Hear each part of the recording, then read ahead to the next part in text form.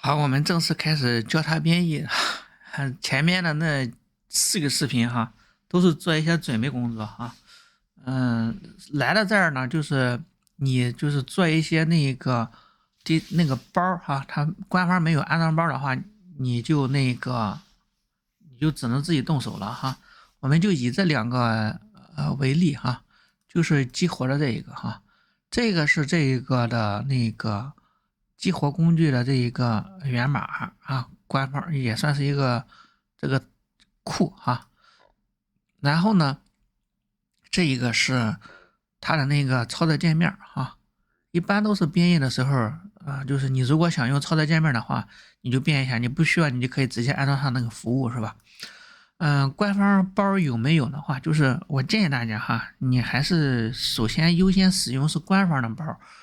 如果你要是自己动手编译的话，官方包没有的话，你再进行自己动手编译哈。怎么看官方的包有没有嘛？你可以先就是来到这个系统服务里面这个软件是吧？就是这个 System 里面有个 Software 是吧？点进来之后，现在把这个 Update 这个 List 把这个列表更新一下，然后把你要安装的那个需要安装的包哈，大家看到我已经这个执行完了哈，然后解除掉。更新完之后，它会有这个各种各样的那个列表，包括是你已经安装的或什么的。你怎么看？就是它这个可用的官方的有没有可用的呢？你比方说，我输入一个，是吧？输入这个，我想用这个服务，它没有，所以说只能就自己动手编译了。那我给大家就演示一下过程啊。其实我在这儿已经装好了哈，就是我之前已经编译过了哈。好，我看一下就怎么来进行编译呢？这几个库大家注意了哈，就是我们从这个 GitHub 上克隆下来。接下来我们要做的那个工作就是，就是要来到这个当前的这个目录哈，我再给大家确认一下，你要来的哪个目录呢？就是你那个克隆的 OpenWRT 的这些目录，按照我的视频把这些都走过来了之后，来到当前目录下，我们就开始克隆这个库了啊。克隆的时候有一个注意的地方，注意什么呢？我给大家说一下哈，就是你注意这个命令的最后，它有一个那个啥啊，有一个这个后面这个后缀哈，大家一定要注意。如果你要是这个路径你没注意的话，你就会造成你的编译的不成功哈。大家注意哈，就是在这个 package 下面，其实就是这一个我给大家看一下，其实就是这个哈，就是你一定要是在这个目录下面。我们要把这个包下载到哪里呢？就把这个激活的服务下载到这里面在这里面呢。大家看到现在这儿是没有是吧？好，你在这儿运行一下，或者是你直接在这里在这里面这个 terminal 里这个克隆一下。那我呢还是在这个目录里好，我给大家看一下哈，就是我第一次踩坑哈，就是直接以为就没有加这个后缀那就直接克隆到就是它的那个根目录下面了，没有在这里你编译的时候就会出错我们先 git 克隆一下好，大家你看到在这儿它已经有这一个了，是吧？一定要注意你的那个外网的那个梯子一定要做好准备，并且系统设置好，好吧？现在呢，我们已经把这一个给那个下载下来了，是吧？把这一个就是服务的那个源代码下载下来了。那我们呢，再把这一个就是它的那个界面的代码也下载下来，是吧？界面的代码的那个也是同样的克隆一下。大家注意了这个也是在这个 package 斜杠我们回测一下。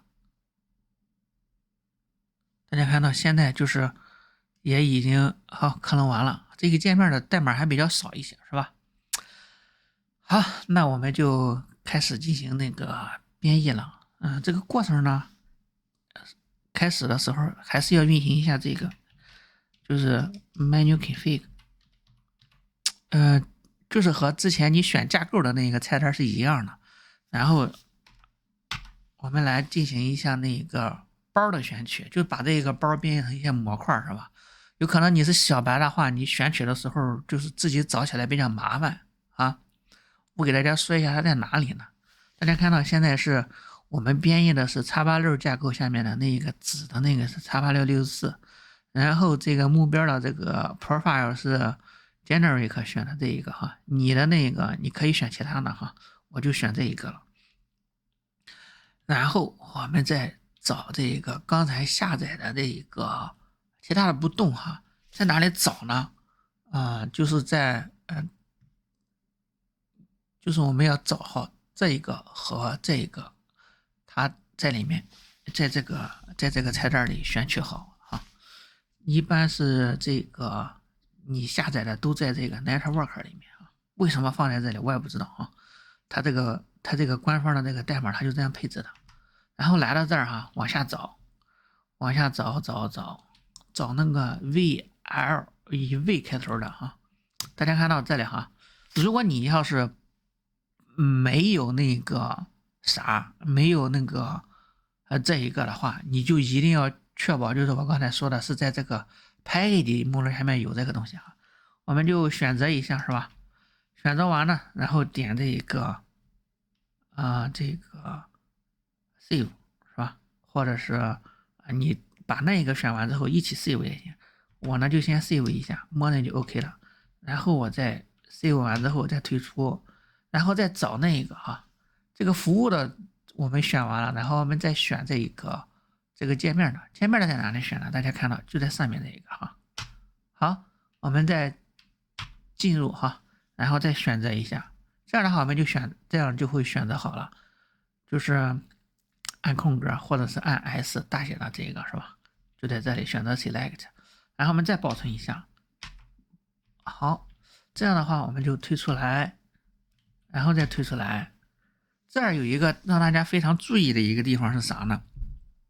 就是你这个包选完了，你的如果要是那个架构变动的时候啊，你比方说我是这个当前的架构是选了它，如果我要是再改动一些这个架构的这些配置再改的话，我改成那个这个叫什么其他路由器的，你比方说是新路由的，或者是小米的，或者是华硕的那些，那你下面这个还要再手动选一下哈，就是刚才你选的这些，像什么你要编译的这个第三方的服务，你还一定要选一下，再选一下，因为你改动上面的这个，它下面的这个就是有可能会发生变化，为了那个顺利编译成功的那个期间呢就是防止编译失败哈，我建议大家再确认一下。好，咱现在就是不改动了，然后都已经保存了，然后我们再那个啥哈，就是你只要选完之后有任何的变动，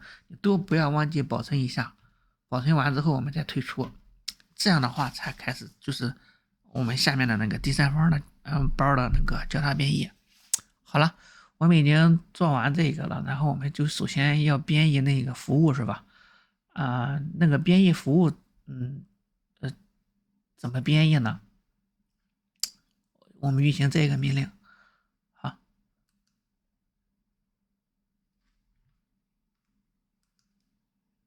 大家看到是编译这个包下面的这个服务，好，这个至于说后面这个，它和其他的都一样啊，我们就回测就行了，就和视频之前的那个都一样，我们就先把这个服务编译成功了，我们就等着哈。现在应该是没有哈，在这个大家看到这个X8664，它也访问网络是吧？现在都不用管它哈，这里是什么东西我们先不用管了哈，我们再回来再访问这个 bin 目录，大家看到这儿有一个 packages X8664 base， 这个已经编译成功了哈，大家看到这是我们的服务。好，我们再来开始运营一下那个安装界面。好，安装的这个安装的这一个，就是操作界面是哪个呢？就是这个哈，就是你想让它在这里哈，就在这个 service 里面，它用这个，你从这儿图形用户界面来操作它的话，你必须要装那个 Lucy 啊这个东西。然后呢，我们再来看一下，现在这个目录里是没有是吧？好，我们再来运行一下这个编译啊 package 下面的 Lucy app 这个和这个服务对应的，然后我们回测一下，好吧，我们就等着它了哈。大家如果你要注意的话，就是刚才编译的时候，它也访问了一些网络是吧？所以说这个梯子哈是一定要是随时时刻都准备好的。哎，这个也编译完了，大家看到现在这儿也有了是吧？我们都那个这样的话就可以就是把它拷贝出来或直接运行到网络上进行安装了。我这儿呢就不给大家演示安装的过程，因为我之前大家看到是吧？这是我之前的目录，就是已经做过了，我做过就是2个硬件架构平台下的交叉编译，并且都已经成功了啊，在我的那个机器上也已经安装了。好，这个就其实这几个视频是吧？最后的这一个都非常简单，希望就是大家如果要是喜欢的话，不要忘记就是按赞分享啊，订阅一下本频道。那这一个算是一系列的视频，就是都到这儿就结束了。感谢大家收看我们其他的视频，继续如果要是就是有时间的话，会给大家录制，给大家分享一下自己折腾的这些过程。感谢大家收看，我们下个视频再见。